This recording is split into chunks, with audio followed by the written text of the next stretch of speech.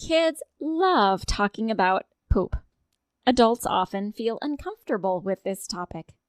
Well, we are not afraid to talk about this very important topic at the Language of Play because poop is an important health topic and an inability to eliminate impacts our children's behavior and their sleep and their ability to learn.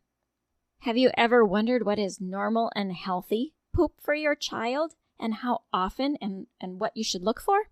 Many kids struggle with constipation, and Alicia explains what to look for in detail so that you can help your child more easily and teach them what to look for. That way your child will be able to tell you when there is a problem. Alicia Mazari talks about this awkward topic with comfort and ease. So sit back and enjoy, and you might find yourself chuckling along the way.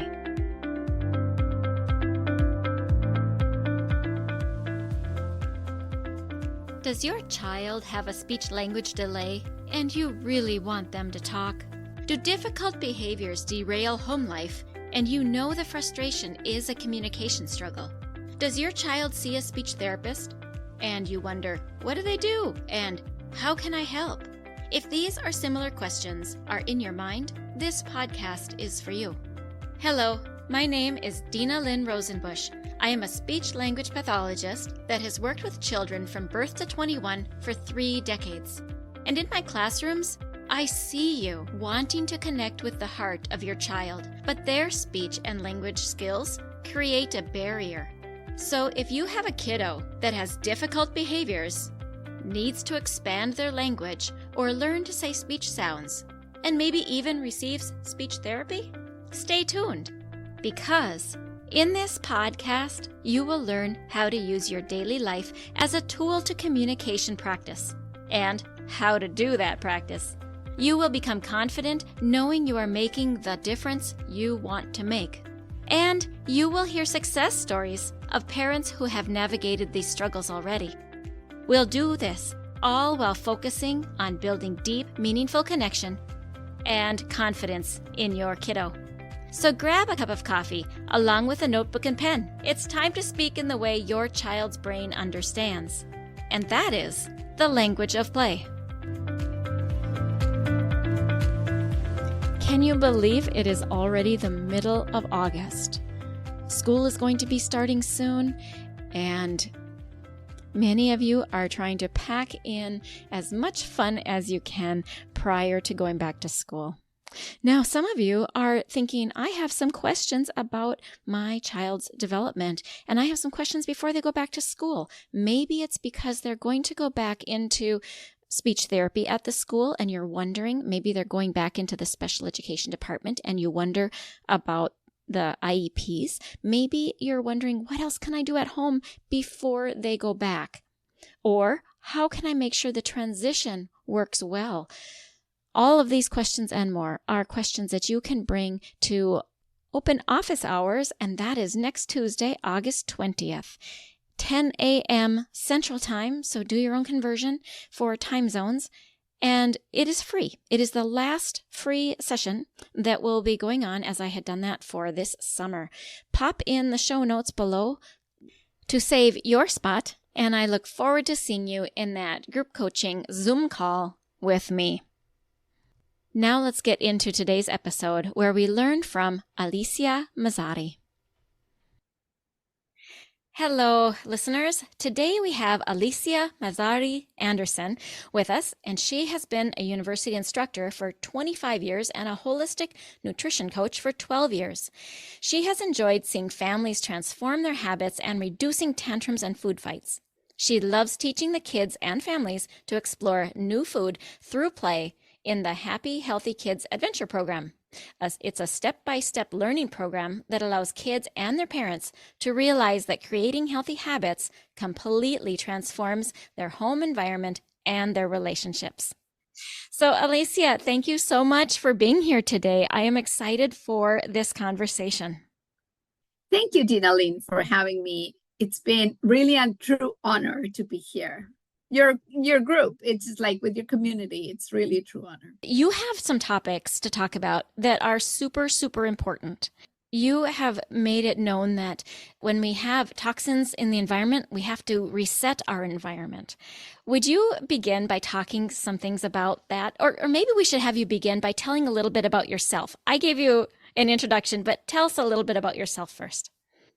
Well, I mean, being a university instructor, I'm actually a biologist for as training. I have a PhD in botany, and I have been teaching higher education for quite a while.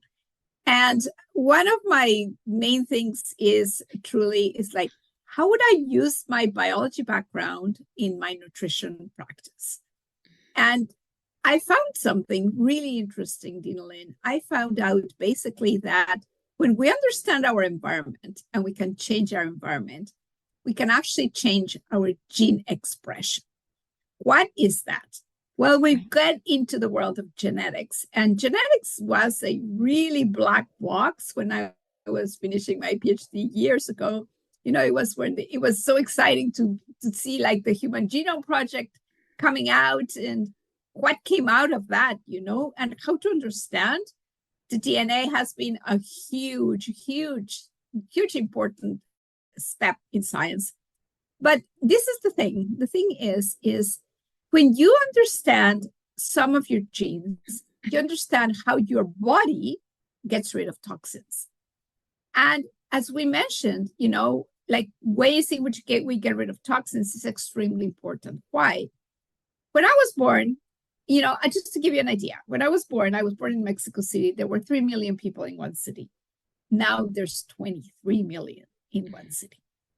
Can you imagine the amount of extra pollution that's there and extra toxins that are there? And our bodies did not have enough time to evolve to get rid of all these toxins. We're exposed to way too many toxins.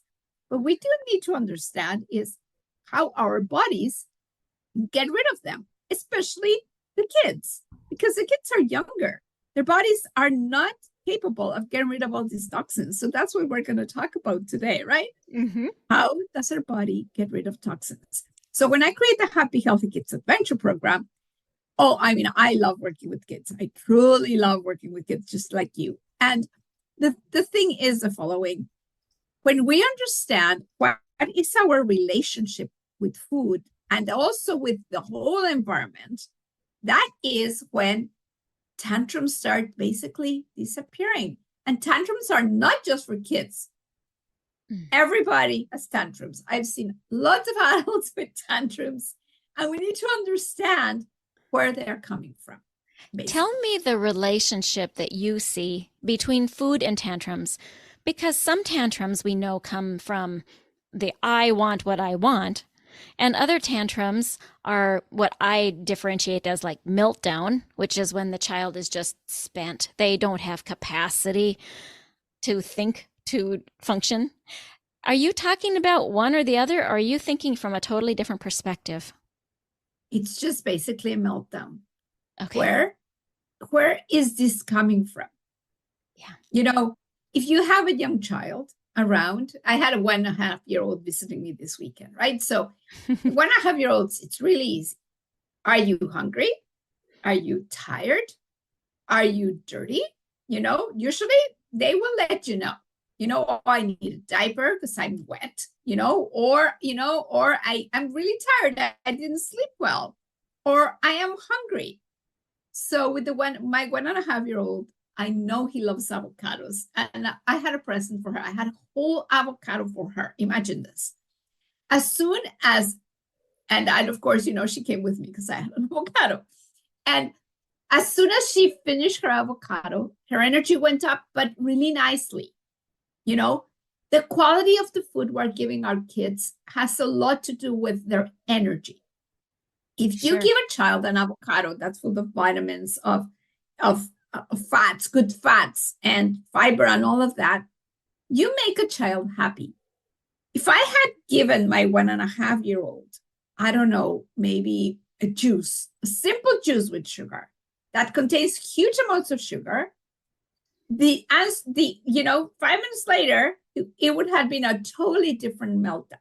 It would be, I'm tired, but I'm still hungry, but there's all this energy in me. I don't know what to do with it. Right. I want to ask on this. Many of the parents that I work with feel like if they give orange juice to their child, they're doing something good. And you're saying that juice has a lot of sugar. Can you tease that apart? Sure. You know what? Everybody knows like pop has sugar, right? Yep. How many teaspoons of sugar in a pop? Well, roughly 8 or 9, roughly. How many teaspoons of sugar in an orange juice? Guess what? Exactly the same. It's just So what you a natural sugar though, right? it's a bit more natural sugar. Sometimes depends if sugar is added, but in general, it's still sugar. Right. And when we have these peaks of sugar, this is the peaks of sugar. You have your child really happy, jumping up and down and stuff like that. And all of a sudden, as it goes up, it goes down. When it goes down, this is the meltdown. This is a tantrum. This is like, I don't know what to do with my body anymore. Yeah. And They've so lost control. what happens at that moment? The parents is like, what can I do for my child? Okay, as I mentioned, it's like the food we eat. If your kid tired, sugar will make you tired, of course, because you burn it really quickly, but after it's gone, there's no more energy. So you're gonna feel tired. So the whole thing about Happy Healthy Kids Adventure, when I created that, was for the kids to realize what is real food. We live in a world where everything comes in a package. But what is real food? Real food is something you can take from a tree and put it in your mouth. Eating like a rainbow. What does your plate look like? And the colors of the rainbow only come from vegetables and fruit. I am so sorry, but kids need to eat more vegetables and fruit, because otherwise they don't get those nutrients that make them feel, instead of having these spikes, they go up and down really easily, like the example of the avocado I gave to my 1.5-year-old niece, right? Sure. So this is important for the kids to understand, and for the parents to understand. Yes. I have a story to tell you. I had a 4-year-old taking my Happy Healthy Kids Adventure program. He didn't know how to read or write. But his dad, a medical doctor, one morning was at the door. It was really, I'm late. I'm just going to have Cheerios with milk. And he's just gobbling Cheerios with milk. And the 4-year-old turns around and tells, Daddy, do you know how much sugar you're eating before you go to work? The dad just went like, I'm not having sugar. I'm just there's a lot of sugar on that, Daddy. That day, Daddy started having vegetables for breakfast. It was incredible how a 4-year-old opens the dad's eyes on what are you having before you go to work. Yeah, that's so true. And when you give a kiddo something that is protein rich and oils, those healthy oils, that sustained energy, that is smoother, that is calmer energy, seems to last with them a lot longer. Yeah. One of the things that when my kids were small, someone said to me was, think about if it grew that way. It doesn't matter where it came from, but did it grow that way? And if it did grow that way, don't worry about it. And if it didn't grow like that, don't eat much of it. Yeah, and so we start thinking about bread. Bread didn't grow like that, but we can think about meats. And if the fibers are still visible, that's the way fibers grew. But if it comes like a sponge in a chicken nugget, that's not how it grew, because you need to have fibers in your meat to know it grew like that. And so, like you're saying, pick it from a tree. And there's some foods, obviously, that you pull from the ground or wherever we get them. But if it grew like that. And you just mentioned protein. You need to start your kid's day with protein. It's that simple. You start a child with protein in the morning, some vegetables for breakfast, and they'll have an easy day.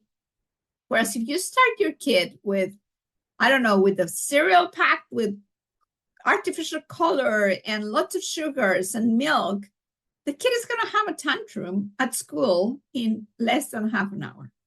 Sorry, but that's the way the body works.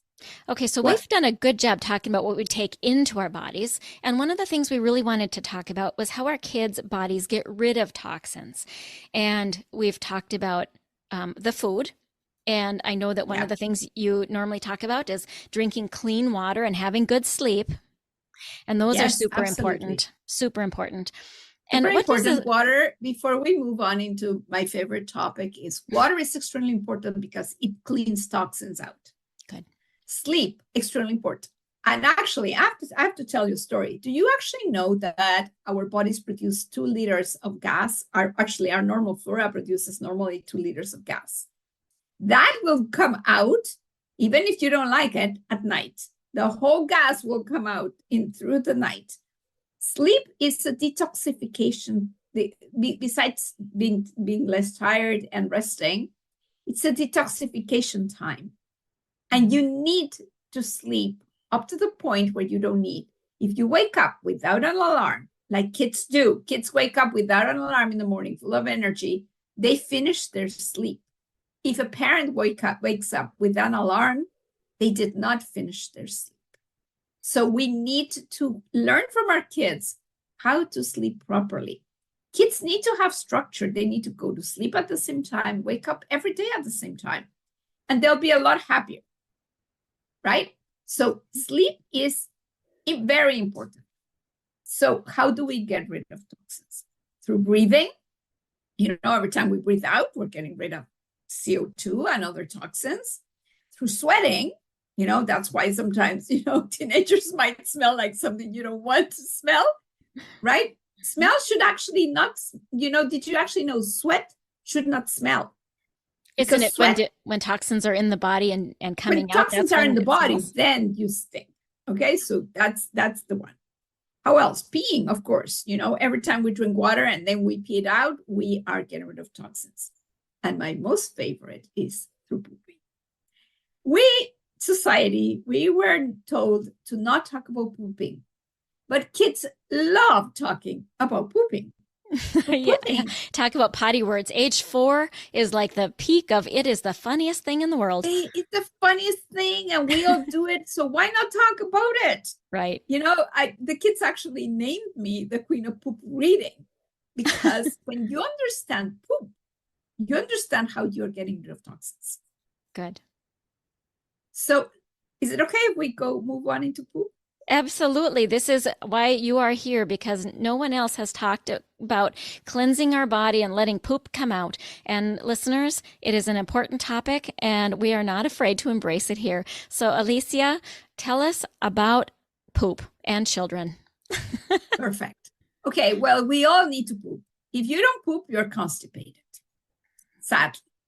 And why do I love talking about poop? Because I was a very constipated child.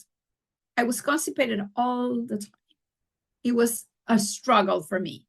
Plus, I was very sick as a child, so I was given a lot of antibiotics that I should not have taken. But anyway, that's the way it was back then. You were sick, they will give you antibiotics. So between having too many antibiotics and being a constipated child, I grew up like that. And I thought it was normal. I didn't know what normal was. Actually, the norm is to poop 3 times a day, 1 for each meal. Now, is that the norm, or is that what is healthy? That doesn't sound That's what's healthy, because right. Every time you poop, what comes out in poop is something that there's no nutrients in there. There's a lot of fiber in there. Our normal flora actually feeds on fiber. So we're feeding our normal flora. What our normal flora does not eat, then it comes out. And so when you don't have fiber, you're constipated. When you don't have water, you're constipated. Why? What happens in the large intestine, the very, very end of our gastrointestinal tract? We still absorb water. So if there's poop stagnant there, guess what else you're actually reabsorbing in the water? Dissolved toxins. Sure. So poop needs to be coming out. It's like cleaning your pipes. You clean your pipes every day? Yes. You flush your toilet every day? Yes. What happens when your toilet is plugged? You go like, oh, my toilet is plugged, it's overflowing. Yeah. Well, it's the same thing. We need to get those pipes open. So the best thing is, okay, we don't want to be constipated. We don't want poop that looks like little pebbles. If they have little pebbles, you need more water. If it's like pebbles together, it's like you still need more water. It needs to be this beautiful brown, light brown. Notice this. light brown sausage that comes easily without even straining, that says, I have to go poop, you go poop, and you make these beautiful sausages. If they float, the better, because that means they have a lot of fiber. What color should they be? They should be a light brown, unless, of course, you ate a lot of spinach, and probably it's a little bit greener. But Dinalynn, this is extremely important, especially for babies. Babies, once they're weaned from mom, a lot of times we give them formula. All formulas are fortified with iron. As soon as you give a baby iron that's not absorbable, they get constipated and the poop looks black. The black is the iron they did not absorb. So iron is a big problem in kids constipated, basically when they are fed a formula. And believe me, I studied formulas inside out, and I realized that is incredibly important, the iron, plus the amount of sugar they add. But I'm not going to go there, because otherwise we'll never finish. So having a beautiful sausage. What happens when we have diarrhea? When we have diarrhea, guess what? You need more fiber. And people go like, oh no, don't give me a salad. No, you need more fiber. You need to be able to produce this beautiful sausage. Why? Because if the food goes too fast through the gastrointestinal tract and it comes out, it's going to come out with, I don't know, pieces of food that's not even digested. You're not even taking the nutrients out of that. And of course, you're losing a lot of water. You're losing a lot of electrolytes. So you might feel tired from having diarrhea. So we need to work out to make beautiful sausages. I'm so sorry, but you have to look in the toilet. You need to, that's why I call it poop reading, because when you tell a kid, look, oh no, I don't want to. I'm like, no, just look in the toilet. Even teenagers, please, teenagers, look in the toilet. How do you poop? Because if you don't poop this way, guess what? Your toxins don't come out either. So teaching our children to look in the toilet and read the poop is teaching them to see if their body is functioning the way it should, so they can self-regulate, self-monitor, and take care of what they need next. Is that right? Absolutely. And you were talking about meltdowns. I just have a question. How do you feel if you haven't pooped? Like having a meltdown. You feel cranky? You feel bloated? You feel like, my pipe is clogged. Yes, that's how you feel. Now that I'm not constipated, if I get constipated by any chance, I get cranky. Like, oh, mom hasn't gone poop. And my kids already know, watch out, mom hasn't gone poop. Yeah, it's normal talk in my house. Yeah. And it should be a normal, because it's natural. The problem is when we don't do it, or we have diarrhea. Right? So we need to get to these beautiful, beautiful production of sausages. Hopefully 3 times a day, maybe 2. It all depends how many meals a day you have. But again, how do I know that I am healthy? And I'm like, I once had a doctor tell me that it was pretty. A kid is healthy? Okay. I once had a doctor tell me that it was pretty normal to poop every 4 days for women. Oh my God. No, I know. I know it's terrible. Yeah. And you feel awful. When you go take your kid to the pediatrician, how do they tell you, oh, is pee okay? Yeah. Is poop okay? Yeah. But how do you know? Like, you're telling us, right? You're telling us how we're going to know. But when the pediatrician asks that, we don't know how to define it. We don't know how to look for it ourselves. So I'm really glad that you have teased it apart to explain it, to describe what it is that parents should look for, so that they can accurately answer that question with confidence. Yeah, absolutely. And if your child is constipated, what can you do? Well, you need more fiber. You need fiber. You need natural food. You truly need, and you need water, and you need all the colors of the rainbow on your plate, and you need protein, and you need good fats. But how do I know that I'm giving my kids the exact, how exact is their diet? And it's so funny because when I started doing this work about resetting your genes, I thought I ate really well. Like I thought I have a lot of energy. I'm 63 years old, but I really feel like I'm 30. And so anyway, the thing is like, oh no, I don't need to optimize my diet. Well, guess what happened? I optimized my diet. And guess what happened? My energy went up. Sure. My sleep got better. And depending on what you eat, how you eat, how you poop, is how is your sleep. Have you ever gone constipated to bed? It's the most horrible feeling. Yeah. Oh, I'll do it tomorrow. No, I'll wait. No, it's not socially acceptable. Excuse me. Some of my happy, healthy kids, adventure kids, they just raise their hand at school. I'm like, can I go to the washroom? Sure. They go poop, they come out. So happy without a problem. Right. Plus, poop actually should not actually smell. Poop should actually, if you have a healthy poop and you have no toxins, guess what? It should not smell. Oh, that's interesting. So, and you should not have gas either. As soon as there's some gas, it's like, go drain the toilet. Oh, sorry, go drain your pipe. It's really important to do that. Mm. And understanding what your body's telling you, I always tell people, what is your body telling you? Read your body. What is your body telling you? I don't know how to do that. I'm like, oh, do you have a headache? Is anything hurting you? What does your body need right now? What is your body asking for? And a baby, it's like asking for food, asking for a clean diaper, asking for sleep. It's very simple. When we grow up, same thing, Dinalynn, exactly the same thing. That's fascinating. You're right, though. We often put things behind us and we're too busy or we're thinking about other things. We don't listen to our bodies as well. Yeah. This has been really, really valuable and helpful information for all of our listeners. And Alicia, I thank you so much.